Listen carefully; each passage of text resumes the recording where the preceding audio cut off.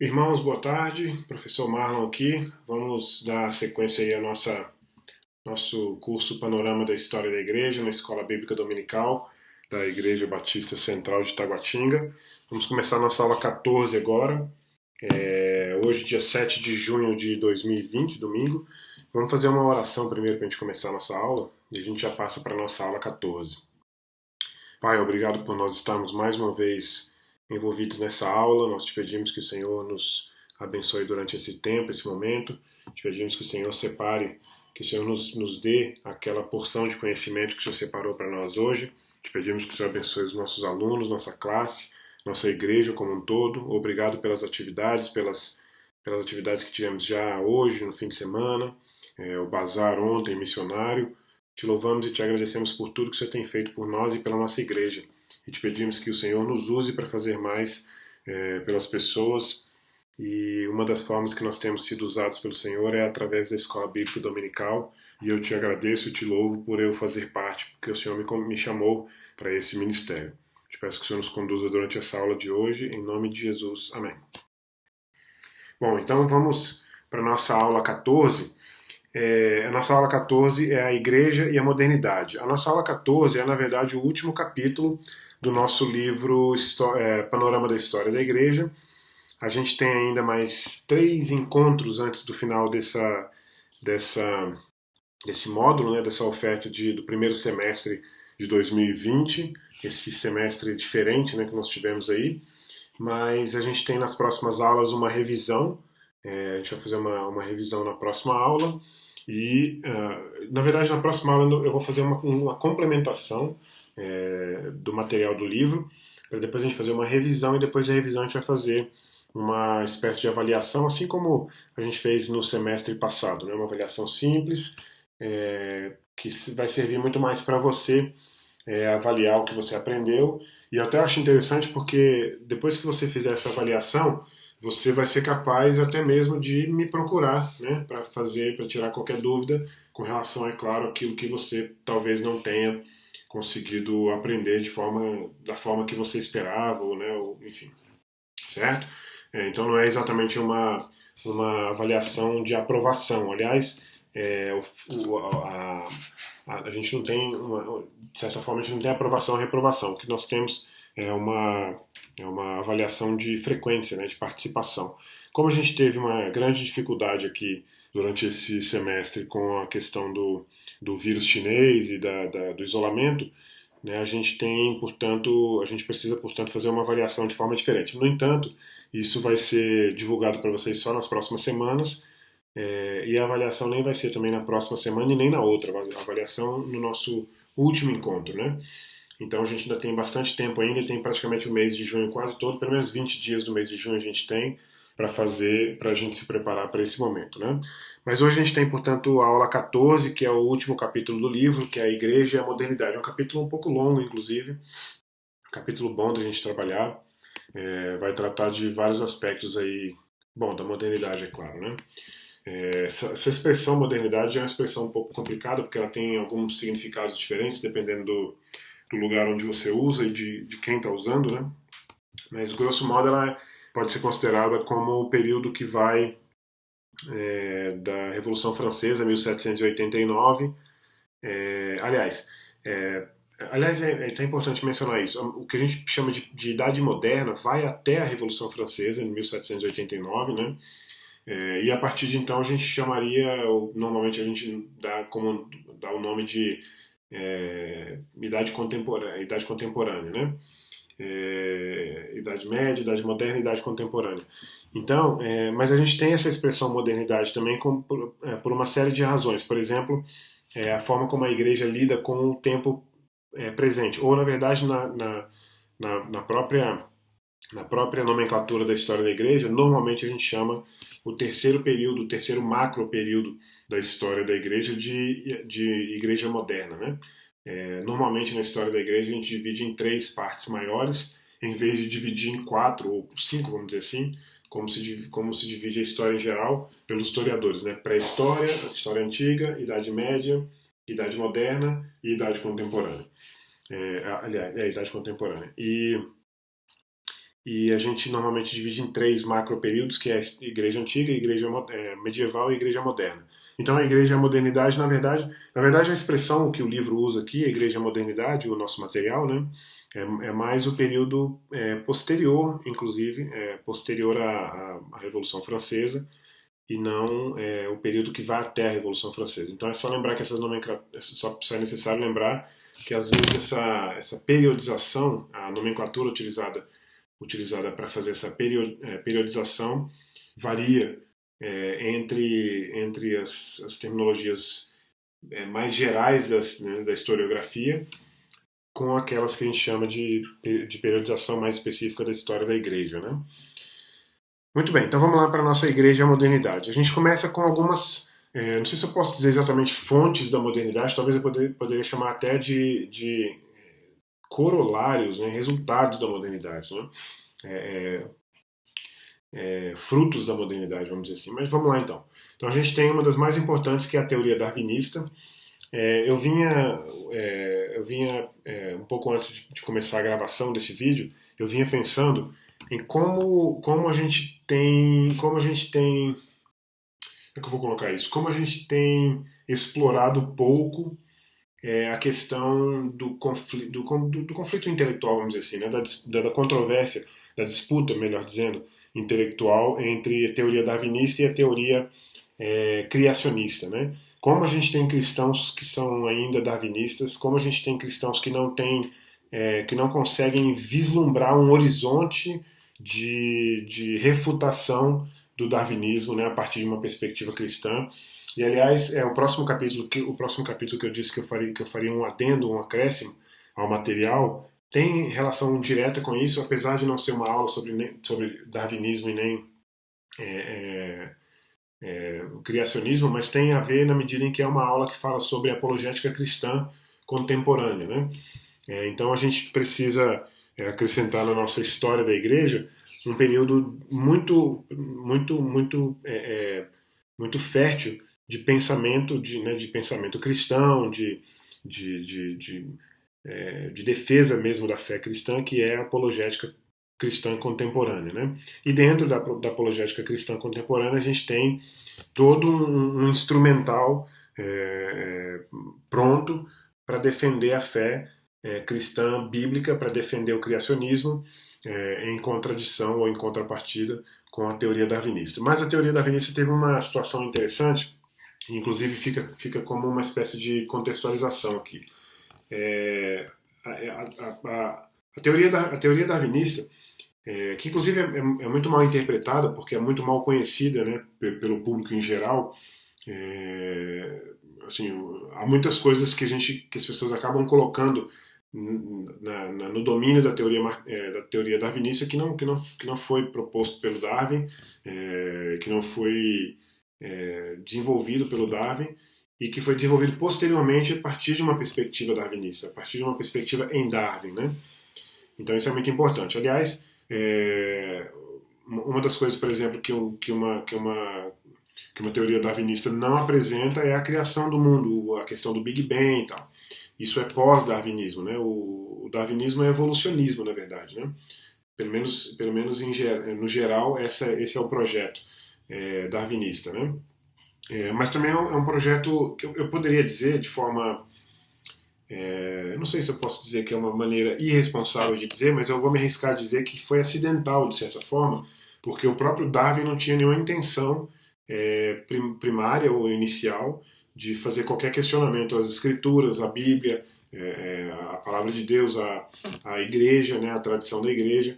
Não era essa a intenção. E, aliás, o próprio desenvolvimento da teoria darwinista não levou isso em consideração como uma espécie de prêmio, vamos dizer assim, como uma espécie de resultado apreciável. Né? Uau, que bom que eu apresentei essa teoria, porque eu acabo, inclusive, com ela derrubando o cristianismo ou qualquer coisa desse tipo. Né? Não é essa a intenção. Esse é um resultado, né, das interpretações que são feitas a partir da teoria de Darwin, da teoria darwinista, da da seleção natural e assim por diante, né? Então vamos dar uma olhada, porque assim, o que acontece? Os questionamentos da teoria darwinista fazem muito sentido deixa eu explicar isso. Faz sentido que a teoria de Darwin fizesse esses questionamentos, acabasse por fazer esses questionamentos, porque eles são diametralmente opostos à perspectiva bíblica, né? Se o darwinismo estiver correto, a perspectiva bíblica, você pode jogar a Bíblia fora, porque você não vai pegar um pedaço da Bíblia e aproveitar e jogar o outro fora. Né? Então é por isso que eu acho muito estranho quando eu encontro um cristão darwinista. Aliás, a expressão cristão darwinista já é uma expressão muito difícil de colocar junto, de criar essa expressão, cristão darwinista, como cristão marxista, por exemplo. Mas também é uma coisa importante dizer que às vezes as pessoas tendem a acreditar na evolução darwinista no sentido de que os animais ou as partes do corpo humano, ou enfim, qualquer coisa na história da humanidade realmente desenvolve o suficiente para se chamar de evolução. Mas não é essa a teoria darwinista. Né? É dizer, por exemplo, que o ser humano, sei lá, daqui a quantos anos, 100 anos, por exemplo, vai deixar de ter o dente siso e considerar isso como uma espécie de evolucionismo na medida em que eu esqueci como é o nome daquela lei dentro do darwinismo, que é a lei do uso e desuso, uma coisa mais ou menos assim, né? Você deixa de usar, eu esqueci qual é a terminologia, mas, por exemplo, você deixa de usar, portanto, o dente siso e ele deixa de nascer. E isso é evolucionismo darwinista. Não, isso não é evolucionismo darwinista. Né? O evolucionismo darwinista é muito mais abrangente do que isso, é muito mais do que só isso. Né? É claro que isso entraria, de certa forma, dentro da perspectiva do Darwin, já que tudo evolui. Né? E, obviamente, se você numa época tinha o dente siso e hoje passa a não ter mais, é porque o corpo percebeu que ele é inútil. A questão do dedinho, por exemplo, do pé, eu vi outro dia na televisão, só que en passant, assim, bem sem prestar atenção no que era. E a perspectiva de que talvez em tantos anos, não sei agora quantos, mas que o dedinho do pé já não nasceria mais porque ele é inútil, enfim, uma coisa mais ou menos assim. Mas não é isso que é a teoria darwinista, né? Ou pelo menos essa não é a perspectiva mais abrangente. Mas enfim, como eu disse, se a teoria darwinista estivesse correta, a gente não precisaria mais abrir a Bíblia para nada, porque se a gente não pudesse salvar o Gênesis, por exemplo, os 3 primeiros capítulos de Gênesis, a gente não poderia salvar mais nada, né? Uma vez uma pessoa me perguntou, um aluno me perguntou se eu acreditava, por exemplo, por que eu era criacionista. Na hora que ele me fez essa pergunta, a gente estava num café, né, eu estava até com um grupo de jovens, alunos meus na Memorial na época, alguns deles eram meus alunos de apologética cristã na Memorial, e outros eram amigos desses alunos, jovens, né? A gente estava ali tomando um café numa noite qualquer, e aí um deles me perguntou por que eu era criacionista. Como a conversa era uma conversa com 6 ou 7 pessoas, não era nada que eu fosse ficar dando uma palestra ali, demorando para explicar nada, era um diálogo, uma conversa. Então a minha resposta foi, assim, eu disse, por exemplo, nós estamos, vamos imaginar, por exemplo, o período intertestamentário. Vamos colocar aqui então, o período intertestamentário, né? O período intertestamentário.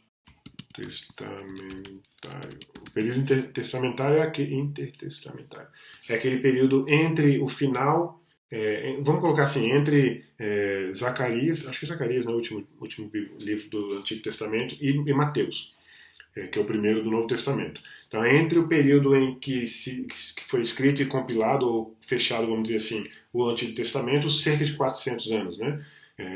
Antes de Cristo até o advento de Cristo. Né? Então, esse é o chamado período intertestamentário. Então, a gente teria o seguinte: se você tem uma profecia, você tem aqui, nesse ponto aqui, certo? Você tem uma profecia sobre Jesus. Aliás, deixa eu pular aqui, porque você tem aqui uma profecia sobre Jesus, certo? Ou uma não, centenas de profecias, dezenas de profecias, várias profecias, né? Você tem várias profecias sobre Jesus se cumprindo aqui, certo? De maneira correta. Por que essas profecias foram cumpridas? Qual era a capacidade que tinham os profetas de fazer essas profecias? Inspiração divina, né? Então foram inspirados por Deus e profetizaram aquilo que Deus revelou a eles, certo? Bom, se você crê que os profetas profetizaram sobre o futuro e acertaram não por causa de uma capacidade pessoal, mas por causa de terem sido escolhidos por Deus e, portanto, terem recebido essa revelação de Deus, por que você não acredita, então, nas profecias... Aliás, aí não é a expressão, não é profecia, né? Por que você não acredita, portanto, nos relatos do passado? Né? Então, como que um profeta pode ser aceito como tendo profetizado para o futuro e essas profecias se cumpriram?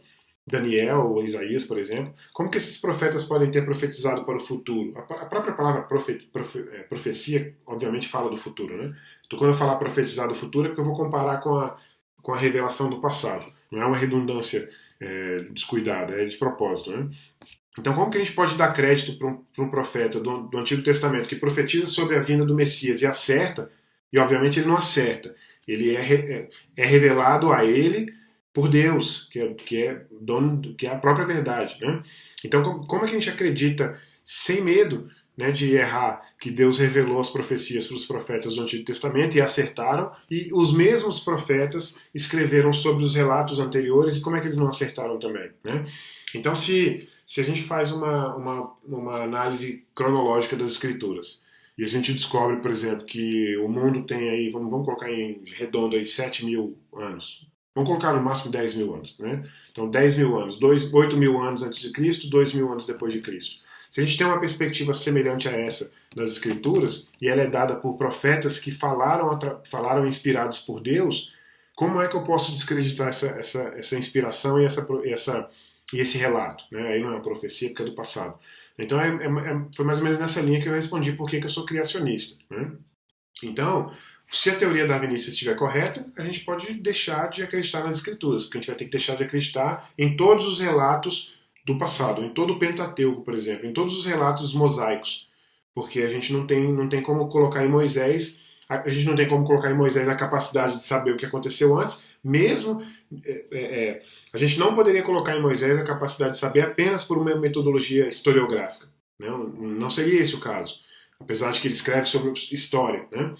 Ele escreve história, inclusive, baseado nas histórias que ele ouve e que ele assimila, mas ele recebe uma inspiração de Deus. Ele recebe uma revelação de Deus sobre a história do passado. Como que alguém pode contar, por exemplo, a história da criação durante um período e chegar até Moisés e Moisés compilar isso no livro do Gênesis, por exemplo? Então a gente precisa ter muito cuidado, porque se a gente é cristão darwinista, a gente está sendo incoerente com a nossa fé, com a nossa crença de que os profetas profetizaram sobre o Messias, por exemplo, sobre o futuro, ou repetindo aqui a redundância, né, profetizaram sobre o futuro e acertaram. Então a gente está dando o crédito para as pessoas que acertaram. E a gente não está dando crédito, por exemplo, para Moisés. Né? Então Moisés não foi capaz de acertar, mas Isaías e Daniel foram.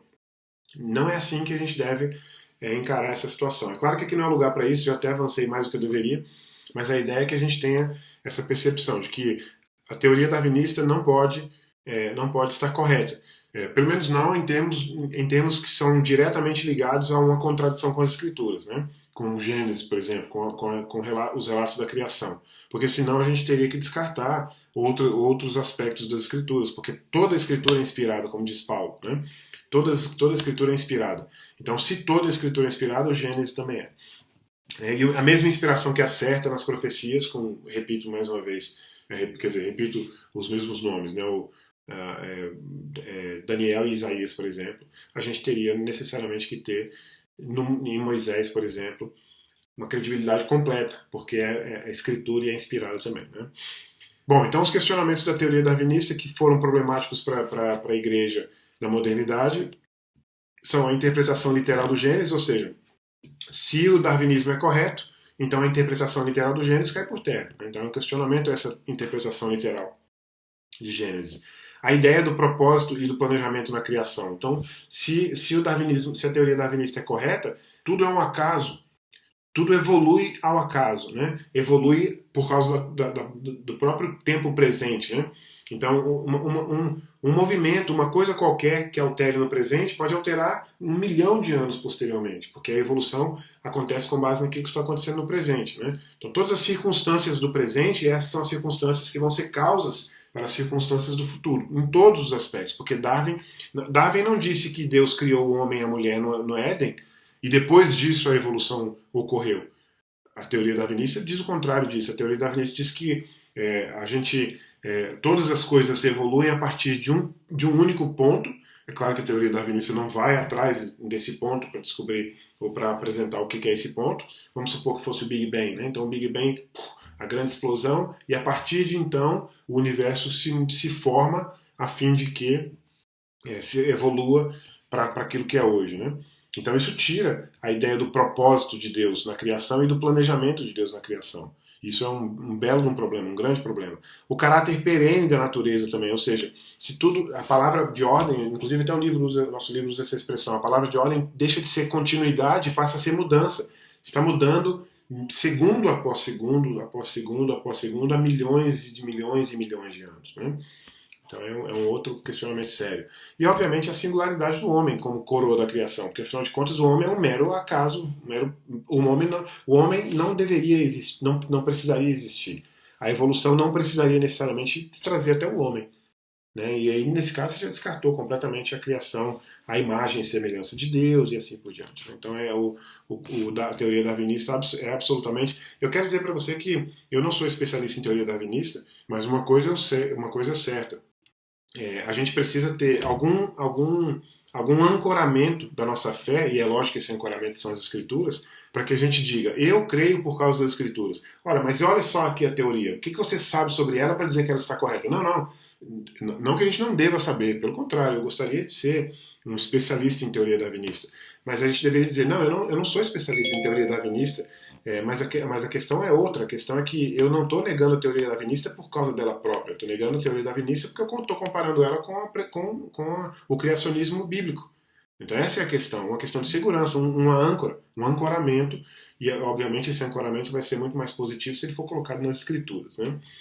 Bom, um outro aspecto também desse momento, dessa sequência nossa, é a questão do evangelho social, né? Que um outro problema também um outro problema moderno com o qual a igreja teve que lidar, ou aliás, é um problema que começa na igreja, obviamente, né?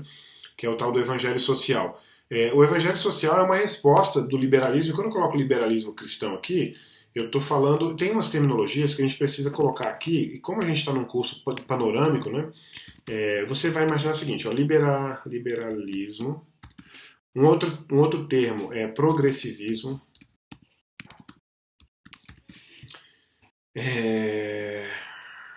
progressivismo, liberalismo, tinha um outro. Bom, esses dois já são suficientes. Você pode colocar inclusive os contrários disso. Vamos colocar aqui, por exemplo, o que é contrário a isso, então? Você vai ter aí, contrário a isso você vai ter, deixa eu botar um corte aqui para ficar diferente, né? Contrário a isso, ou diferente disso, você vai ter o tradicionalismo, a ortodoxia, né? Tradicionalismo, a ortodoxia. Você pode colocar a heterodoxia do outro lado também, é lógico. Ortodoxia, conservantismo, talvez, né? Conservadorismo, não sei, vamos colocar conservadorismo aqui, certo? Então você tem essas oposições, né? Tem sempre essa história de não existe esquerda e direita, não existe crente de esquerda e direita, mas existe crente liberal, existe crente progressivista, né? Existe crente tradicional, existe cristão ortodoxo, existe cristão heterodoxo, existe cristão conservador e assim por diante. Então quem tende a buscar soluções para a crise da industrialização moderna, como eu coloquei aqui, no início do século XIX, estou falando aqui do final do século XVIII, quando a Revolução Industrial é incontornável, não tem mais volta. E aí, a partir do início do século XIX, a gente tem uma série de problemas palpáveis, é óbvio. Ninguém nega os problemas, ninguém deveria negar os problemas causados pelo avanço do capitalismo, que acontece de forma muito, muito, muito, muito rápida. Né? Se nós tivéssemos 1000 anos de capitalismo, a gente não teria tanto problema como a gente teve entre 1875, eu sempre gosto de dar essa data redonda, 1880, né, para a Revolução Industrial, pelo menos 1880 com certeza, se não 1875. Eu sempre gosto de colocar essa data aí, 1875, o quarto, vamos dizer assim, né, do século XIX, para dizer que, da 1700, 1775. Desculpa. 1775, quando eu falei século XIX é que eu percebi o erro. O quarto, né, a última parte do século XVIII em diante. E aí no início do século XIX, 1810, por exemplo, 1815, a gente já está com isso exacerbado já. Né? Então a Revolução Industrial é muito, muito abrangente. Aliás, eu até gosto, a definição que eu mais uso, pelo menos de maneira mais rápida, assim, da palavra revolução é exatamente essa. Ela tem uma abrangência muito grande e ela acontece de forma, essa abrangência acontece de forma muito rápida, muito brusca. Né? A Revolução Francesa, obviamente, foi muito rápida, muito brusca e muito abrangente. A Revolução Americana foi muito brusca e muito abrangente. A Revolução Industrial, da mesma forma, né, muito brusca e também muito abrangente. Então, é nesse sentido que eu uso as expressões, a expressão revolução. Então, o evangelho social é uma forma de responder uma forma liberal cristão, né, do liberalismo cristão, de responder à crise da industrialização moderna. Crise essa que causou muita pobreza, né, que foi a criação das favelas, a criação da pobreza urbana e assim por diante. Então, essa resposta também é engraçado, porque é engraçado, não, é interessante, não é engraçado. Lá mais na frente a gente vai ver, quando a gente vai falando sobre a fragmentação do conservadorismo, aqui, aqui, ó, não, aqui. Quando a gente vai falando sobre a fragmentação do protestantismo conservador, falei conservadorismo, mas do protestantismo conservador, a gente vai ver, por exemplo, que havia ênfase na responsabilidade social de uma forma diferente dessa, que a gente chama de evangelho social, né? A gente não pode, a gente não precisa, tem uma expressão que eu gosto muito em inglês, ela não tem tradução em português, ou pelo menos ela não tem uma expressão que eu conheça que seja equivalente, mas eu geralmente traduzo. E eu tenho ouvido ela traduzida mesmo. Você não deve jogar fora o bebê junto com a água da banheira, né? Você está dando banho no bebê, você tira o bebê e joga fora a água, não o bebê. Né? É uma expressão muito importante. Então você não pode jogar fora o bebê junto com a água. Então, assim, o fato de que a gente teve grandes problemas, a igreja causou grandes problemas por causa dessa percepção. E aqui tem uma ligação direta com o socialismo, tá? Eu não coloquei ainda, mas já vou colocar logo mais. Socialismo, sindicalismo, anarquismo. O fato da igreja ter se associado a esses movimentos eles eram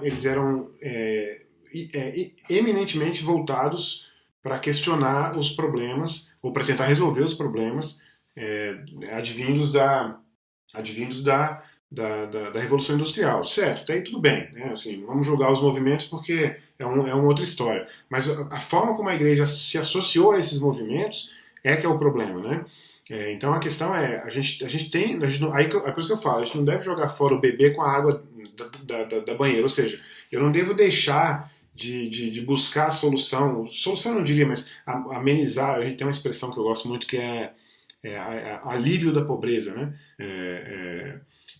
Poverty alleviation, que é uma expressão em inglês, né? Então, assim, a gente não deve deixar de buscar o alívio da pobreza. Obviamente que não. Mas o método é que é o problema. Então, porque o método é com quem você se associa para chegar até um fim. Às vezes o fim é justo.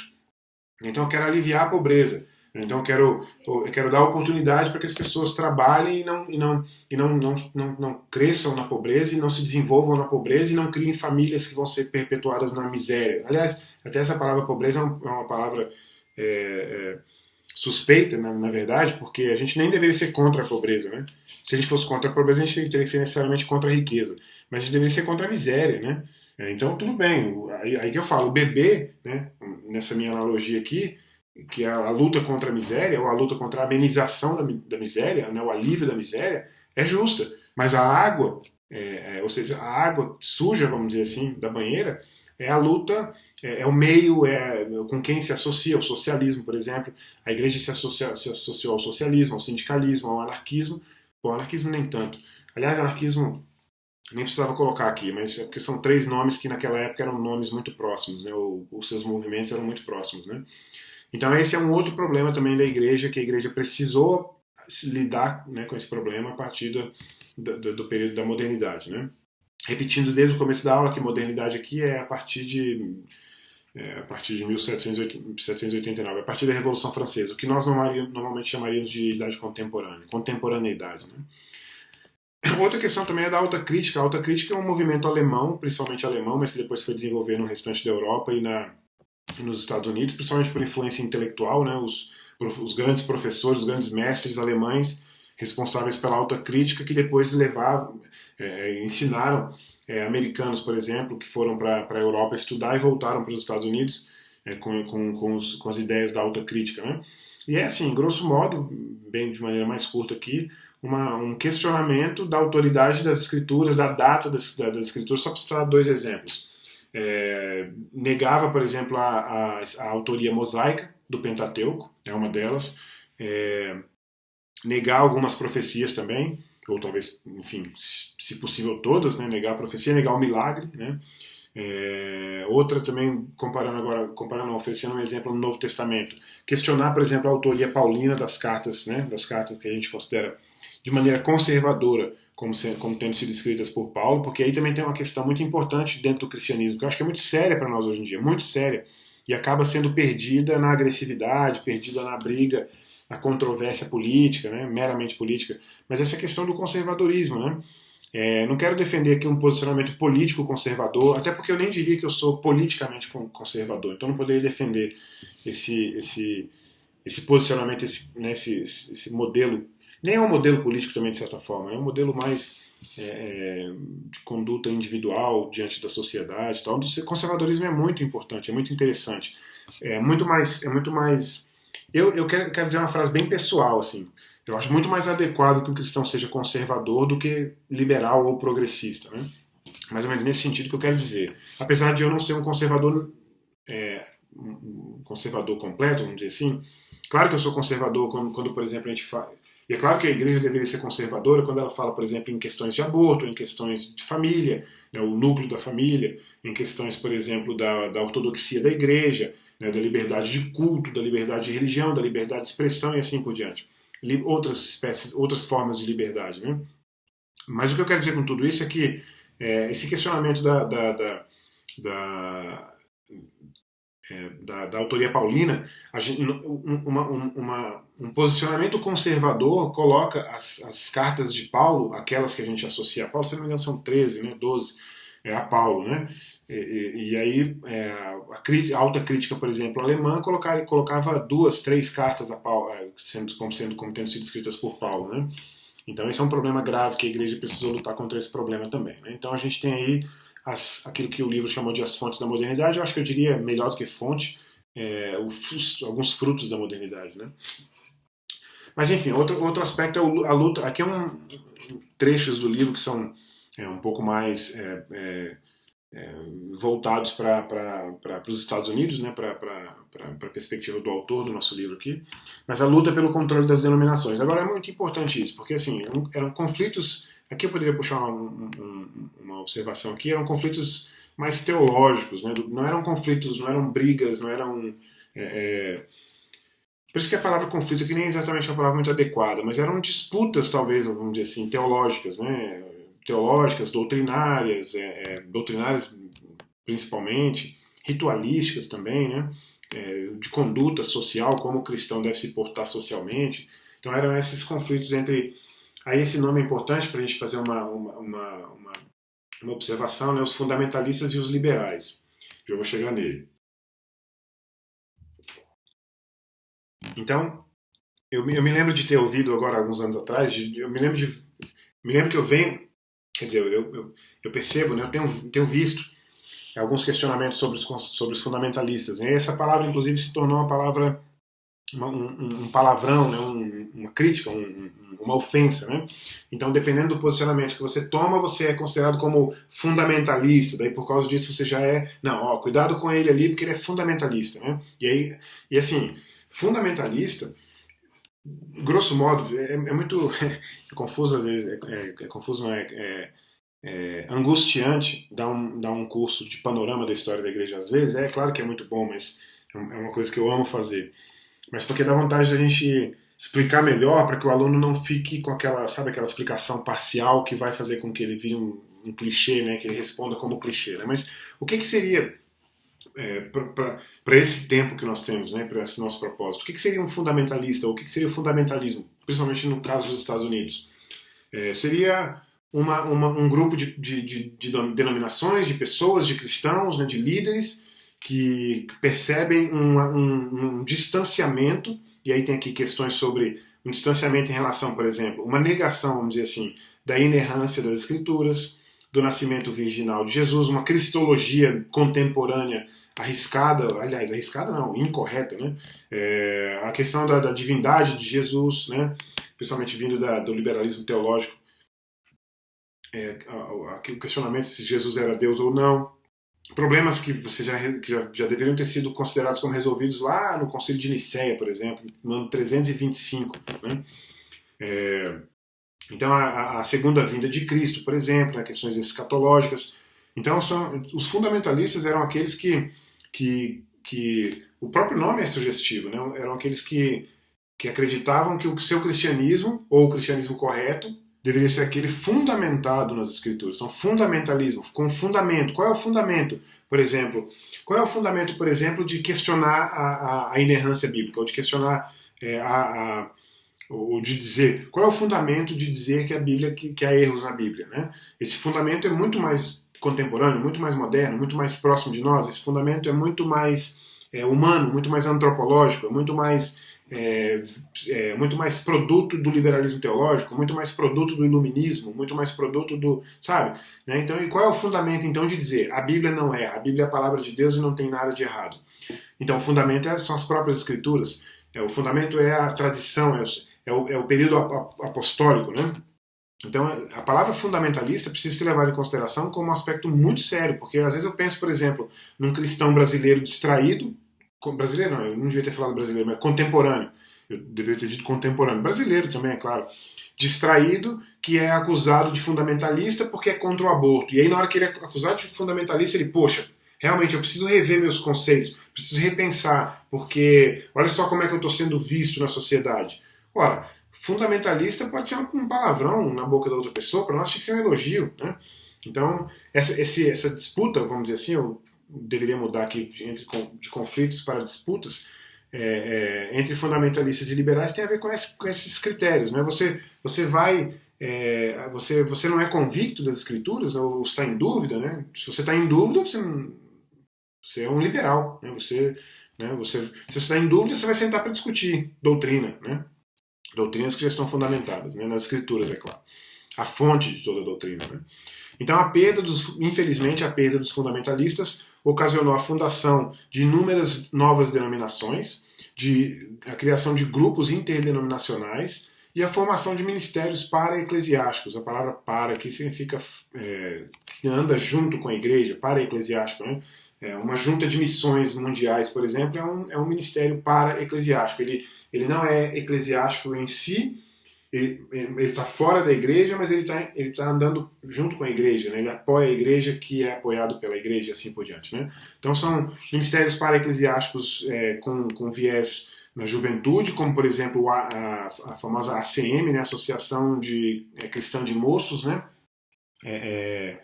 Em inglês é o YMCA, né?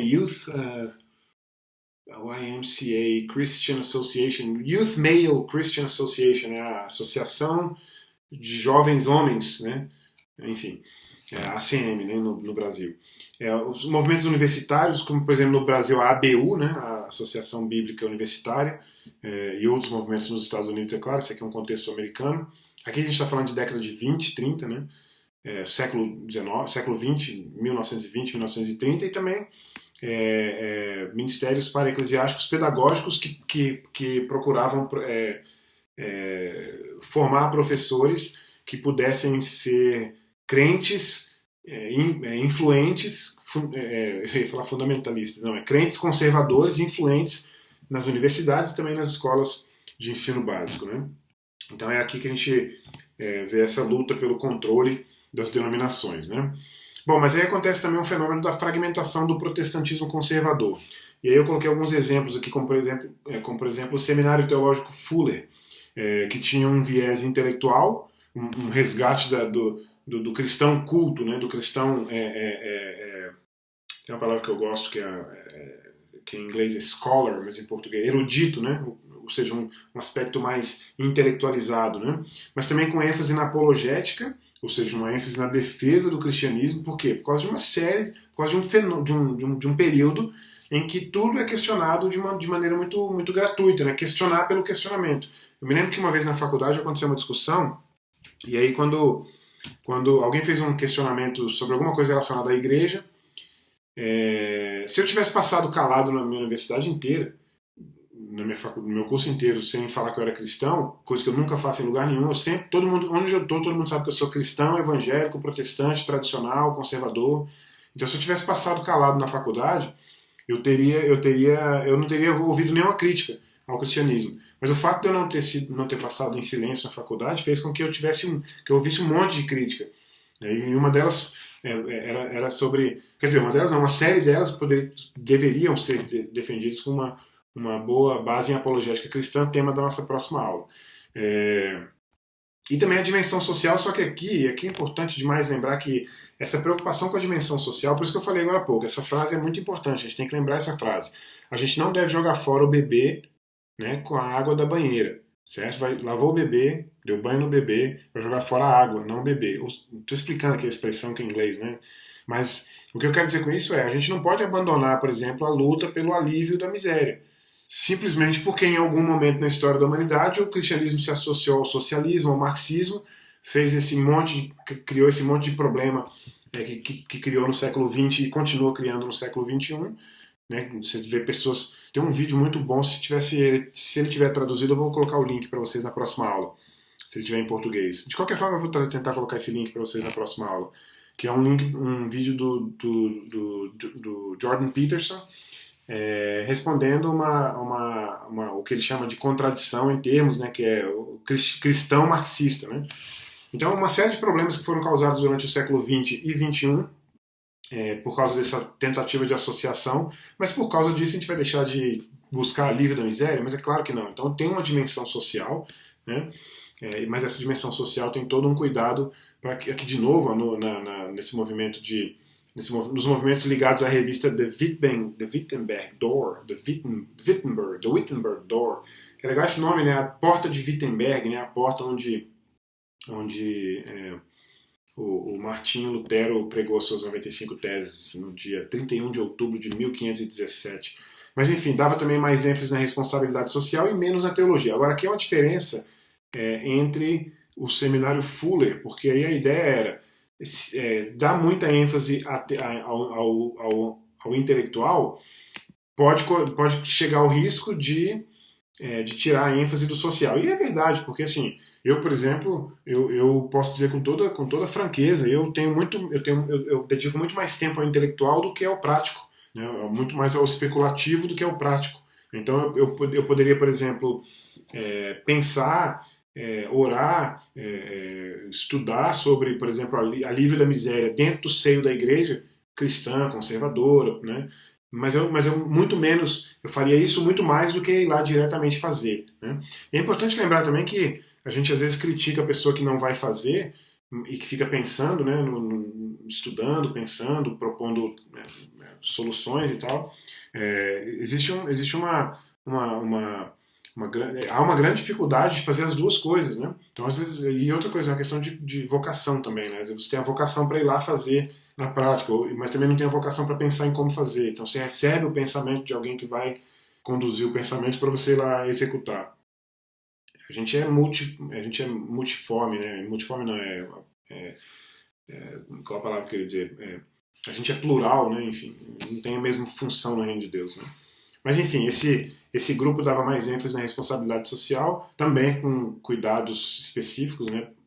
Não caindo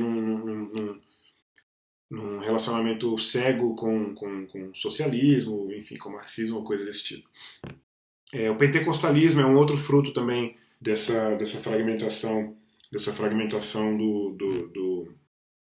do protestantismo conservador, dando ênfase ao batismo do Espírito Santo, ao falar em línguas, daí o surgimento de igrejas como a Assembleia de Deus, como a Igreja de Deus, e a renovação carismática, que é um movimento dentro de denominações tradicionais, inclusive católica, né?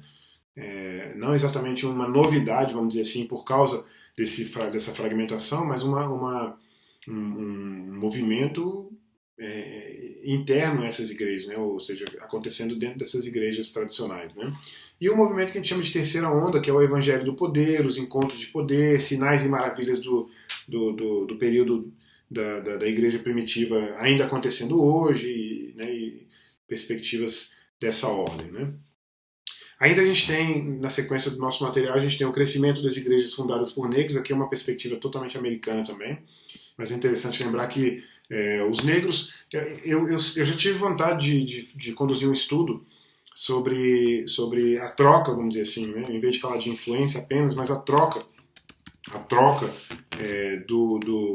se colocar, por exemplo, os negros africanos que foram trazidos para o Brasil, escravizados e trazidos para o Brasil, eles trouxeram suas religiões, né? Eles receberam aqui no Brasil influência da religião católica, certo? E no Nordeste, no período do Brasil holandês, receberam alguma influência protestante reformada, né? Esqueci o primeiro nome do Nassau.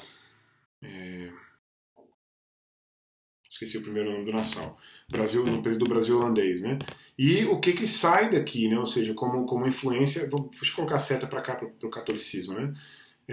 Que a gente vai poder chamar, talvez de forma superficial aqui, de sincretismo, né? Então vou colocar aqui então você tem o que é trazido da África, né? Bom, na verdade o que é trazido de todo lugar, mas eu estou colocando especificamente os negros escravizados porque para fazer a comparação com os Estados Unidos, né? Então você tem os negros africanos que também vão para os Estados Unidos, chegando ali eles têm uma influência do evangelho, ou quer dizer, do cristianismo protestante, muito mais do que do católico, e obviamente eles têm também uma troca, uma espécie de sincretismo, né? Eu queria estudar esse sincretismo, não, tenho curiosidade para conduzir um estudo sobre qual a abrangência ou qual o grau de sincretismo no catolicismo brasileiro, sincretismo com as religiões de matriz africana, e qual é o grau de sincretismo lá na experiência dos Estados Unidos, considerando que aqui no Brasil você tem diversas religiões de matriz africana vindo para o Brasil com os negros escravizados, diversas religiões, as mesmas inclusive, indo para os Estados Unidos com os negros escravizados para lá também, as mesmas e outras, é claro, também. E aí você tem o catolicismo brasileiro tem uma cara, ou quer dizer, vamos tirar a palavra catolicismo nesse momento, mas o cristianismo brasileiro tem uma cara por causa do sincretismo com as religiões de matriz africana, e o cristianismo americano tem uma outra cara, que obviamente tem algum resultado desse sincretismo. Por isso que eu acho que a medida é diferente, a proporção é diferente. Né? Eu tendo a pensar que a gente tem uma proporção maior de sincretismo no catolicismo brasileiro do que no protestantismo americano. E aí eu estou comparando o protestantismo com o catolicismo por causa da questão da proporção da religião no país. Né? Então você tem um país, os Estados Unidos, com uma proporção maior de protestantes e menor de católicos, e no Brasil o contrário, maior de católicos e menor de protestantes. Então, se você pensa, por exemplo, a partir de 1888, vamos arredondar para 1850. Você pensa a partir da segunda metade do século XIX, né, qual é a cara do cristianismo brasileiro, considerando o sincretismo com as religiões de matriz africana. E nos Estados Unidos, a partir do século XIX, da segunda metade do século XIX, qual é a cara do cristianismo americano, considerando também esse sincretismo. Outra pergunta também importante seria uma avaliação, talvez fosse uma avaliação interessante. Será que houve... Vamos colocar em números para ficar mais fácil de pensar. Será que se a gente pensasse assim, o catolicismo brasileiro teria um exemplo exagerado, né? 40% de sincretismo de religiões de matriz africanas, né? E nos Estados Unidos, será que o protestantismo tem quantos por cento? 40, 30, 20? Eu imagino que seja menos, né? Eu imagino que teria uma coisa do tipo... inclusive, a fundação de igrejas protestantes negras nos Estados Unidos a partir de 1816, que não é um fenômeno tão semelhante no Brasil, você não tem um fenômeno de igrejas negras no Brasil, igrejas cristãs negras, né? Já daria uma impressão, lógico, uma impressão que pode ser questionada, mas uma impressão de que a gente teve mais influência do protestantismo nos negros escravizados que foram para os Estados Unidos e no Brasil mais influência dos negros escravizados que vieram para o Brasil no catolicismo. Talvez essa é a impressão que eu tenho agora, né? Então, essa seria uma pesquisa interessante. Não acho que seja uma pesquisa que se possa descartar, não. E é claro que é um crescimento desses movimentos, dessa, dessas igrejas, né, fundadas por negros, o crescimento dos negros no protestantismo, eu repito, esse protestantismo porque é Estados Unidos, a partir dos movimentos por direitos civis das décadas de 50 e 60. Eu coloquei só essas duas décadas aqui, mas só por causa da personalidade mais importante desse período, que é o Dr. Martin Luther King, que é um pastor batista negro, líder do movimento civil, movimento por direitos civis nos Estados Unidos naquele período, inclusive assassinado em 1968, por causa, obviamente, do seu ativismo, né?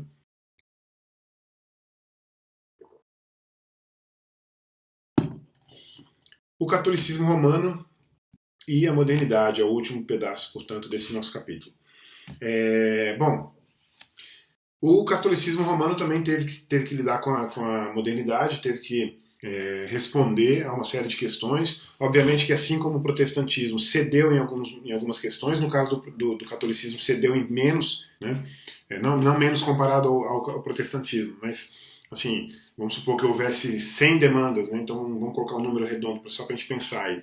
Então o catolicismo cedeu em 10, mas não cedeu em 90, nesse sentido que eu quero dizer, né?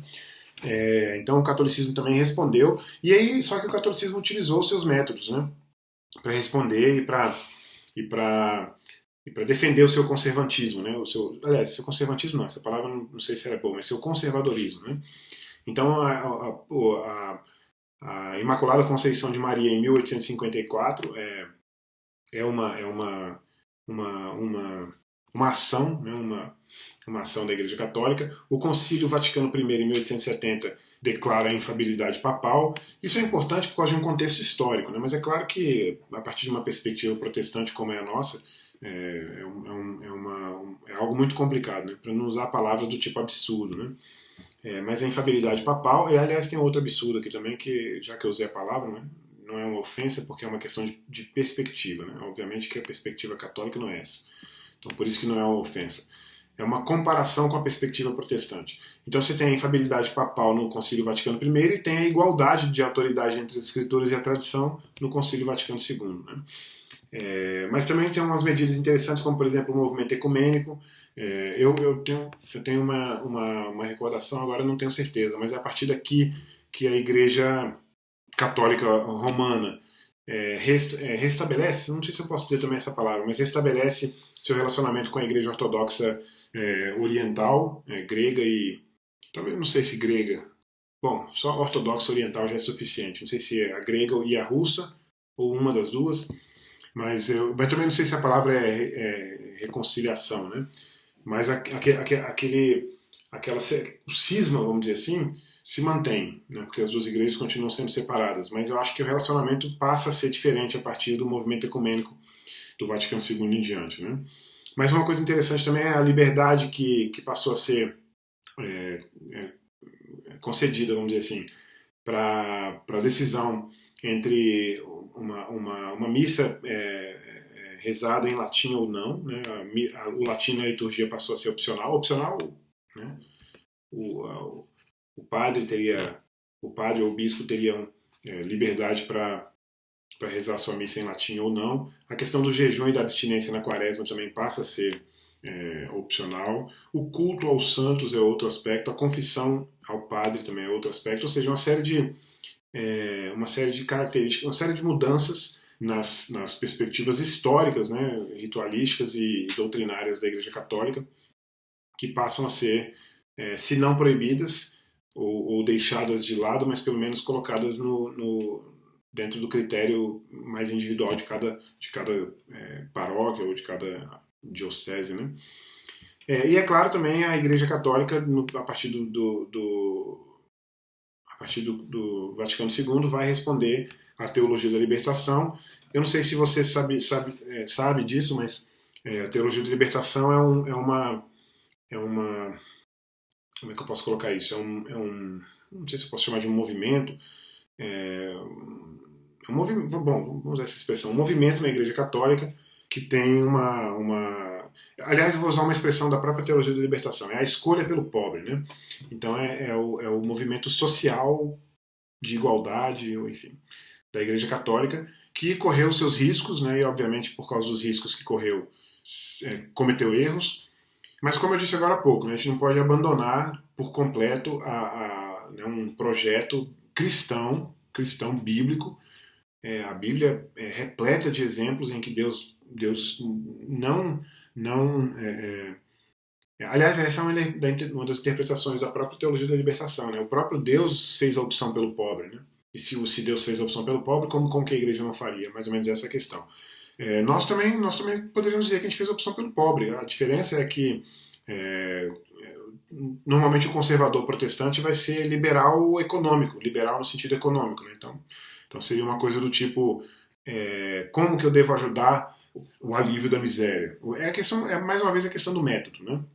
Eu me lembro uma vez de ler um texto sério sobre isso, um artigo científico sobre isso, e colocando que uma pesquisa, eu não vou lembrar de jeito nenhum quem escreveu o artigo, quando eu li, então é óbvio que fica como uma anedota aí, né? Mas só para ilustrar a aula, mas eu li sobre uma pesquisa que foi desenvolvida, se não me engano, nos Estados Unidos ou na Europa, com pessoas ricas de classe média alta em diante, classe média para classe média alta, e que a maioria delas não tem nenhum interesse na manutenção da miséria.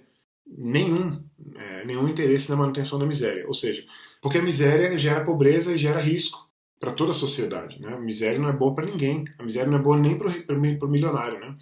Eu até diria que o milionário continuaria sendo milionário se a gente não tivesse miséria. Né? E é bom lembrar que há uma diferença em português entre a palavra miséria e pobreza. Em inglês, a palavra poverty não deveria ser traduzida como pobreza. Deveria ser traduzido como miséria. Porque quando você fala assim, poverty alleviation, você não está falando de alívio da pobreza, você está falando de alívio da miséria. Quando você fala de poverty eradication, ou erradicação da miséria, né? Não erradicação da pobreza. Né? Não existe. As tentativas foram todas frustradas, né? Principalmente no século XX e XXI, de erradicar a pobreza. Né? E aliás foram tão frustradas que até hoje, que a partir de um determinado período, eu até diria que esse período foi a partir da queda do Muro de Berlim, a esquerda tradicional ativista em prol do fim da pobreza, aí a palavra pobreza, né? Tendo percebido, porque não tem como não perceber, tendo percebido que as suas experiências de tentativa de erradicação da pobreza deram em nada, e aliás deram em mais pobreza, mais deram de pobreza para miséria e de miséria para manutenção da miséria, as tentativas de erradicação da pobreza acabaram em manutenção da miséria, senão no aumento da miséria. Né? Vide casos da União Soviética, Cuba, Coreia do Norte, enfim. Venezuela, claro, próxima de nós, tanto em tempo quanto geograficamente. Né? Então, esse projeto acabou sendo distanciado disso, né? Ou seja, você não encontra mais um esquerdista, um comunista, enfim, um socialista dizendo que quer acabar com a miséria, com a pobreza. Né? Ninguém mais se preocupa em acabar com a pobreza. Claro, porque acabar com a pobreza é impossível, isso já foi mais do que demonstrado. Mas é claro que acabar com a miséria é possível, é desejável e, como eu disse agora há pouco, nessa pesquisa que eu li há um tempo atrás, até mesmo a classe média e classe média alta, vamos colocar aí a classe A e B, né, desejam o fim da miséria. Né? Como eu disse, a miséria não é bom para ninguém. Né? A pobreza é boa para. Quer dizer, a pobreza não é boa para mim. A pobreza é inevitável. Né? Aliás, eu não sei qual é a palavra que Jesus usa quando ele diz que os pobres sempre terão entre vocês, né? Sempre haverá entre vocês. Né? Não sei qual é a palavra que ele usa. Não sei se a gente poderia tentar fazer uma tentativa de caracterizar, categorizar esse pobre que Jesus fala que sempre haveria entre nós, com classe social, com que tipo de classe social a gente colocaria? Será que Jesus estava dizendo a classe C ou a classe B vocês sempre, quer dizer, a classe C e a classe D vocês sempre terão com vocês? Será que foi isso que Jesus disse? Ou será que Jesus disse a classe D, a classe E também, né?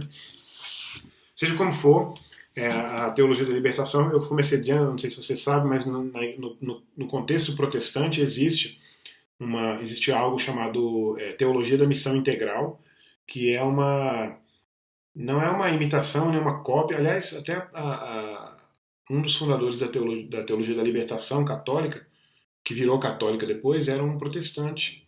Como é que era o nome dele? Eu esqueci agora o nome dele, famoso. Esqueci o nome dele. Mas o que eu quero dizer é que há um movimento na igreja protestante chamado de teologia da missão integral. Não sei em que pé está a teologia da missão integral hoje, mas houve uma época que eu lia sobre a missão integral e era mais ou menos uma.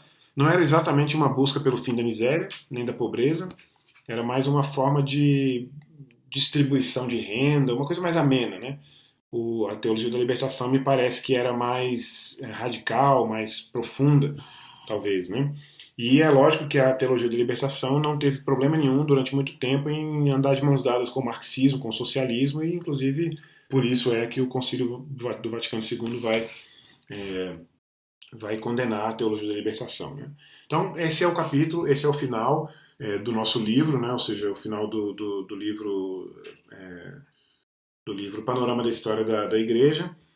Hoje é a nossa última aula em termos de capítulo. Na próxima aula, portanto, a gente vai ter uma espécie de adendo, uma complementação ao livro, que é uma espécie de capítulo 13, que eu diria, sobre a apologética cristã contemporânea. E depois a gente vai ter uma revisão e depois uma avaliação. Se alguma coisa sobre isso mudar, você vai ficar sabendo aí durante os dias no grupo nosso lá do WhatsApp ou de outra forma pelos meios de comunicação da nossa igreja, tá certo? Mas é isso. Deus abençoe, muito obrigado. E vamos encerrar com uma oração pedindo a Deus que nos conduza ainda durante esse dia de hoje. No meu relógio aqui são 16h54, tá? Deve estar acontecendo agora. Está acontecendo agora o nosso culto. Vamos ver se a gente consegue achar aqui. Está acontecendo agora o culto ao vivo. O culto ao vivo a transmissão do culto da. Será que tá? Não sei se eu vou achar aqui. Do culto do drive-in, né? Eu não sei se o drive-in está no Instagram quer dizer, se está no YouTube, no Instagram eu sei que está, no Facebook também. Vamos ver se a gente acha, só já que a gente já está aqui com a internet, vamos ver se a gente acha aqui.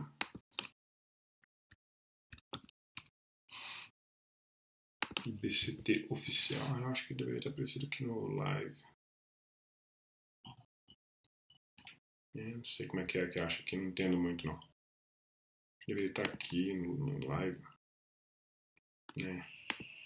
Bom, então é isso, meus irmãos. Muito obrigado mais uma vez. Vamos orar, vamos encerrar com uma oração pedindo a Deus que nos abençoe.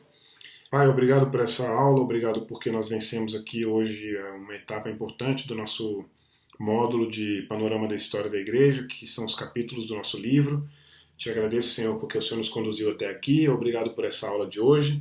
Te agradeço por aquela porção, Senhor, por aquela parte do conhecimento que está todo escondido no Senhor e que o Senhor revela a quem o Senhor deseja, que o Senhor desejou revelar a nós hoje esse pedaço, esse pouco. Eu te agradeço porque o Senhor tem me usado nesse ministério e te peço que o Senhor me dê humildade, sabedoria, compromisso, alegria, gratidão ao Senhor e também que eu seja útil, Senhor, para o seu reino e que os nossos irmãos, meus alunos, nossos irmãos, meus alunos ali os demais irmãos, os que serão meus alunos ainda, eu te peço que o Senhor me use para que eles sejam abençoados pelo Senhor com o conhecimento da história da igreja, a história da sua noiva, a história que o Senhor disse, prometeu para nós que estaria conosco durante esse período até a consumação dos séculos e nós temos aprendido como o Senhor tem estado conosco. Então eu te peço em nome de Jesus que o Senhor continue nos abençoando, nos dando uma grande alegria e gratidão ao Senhor pela nossa escola bíblica dominical. Em nome de Jesus, amém. Deus abençoe, muito obrigado, amém, até a próxima.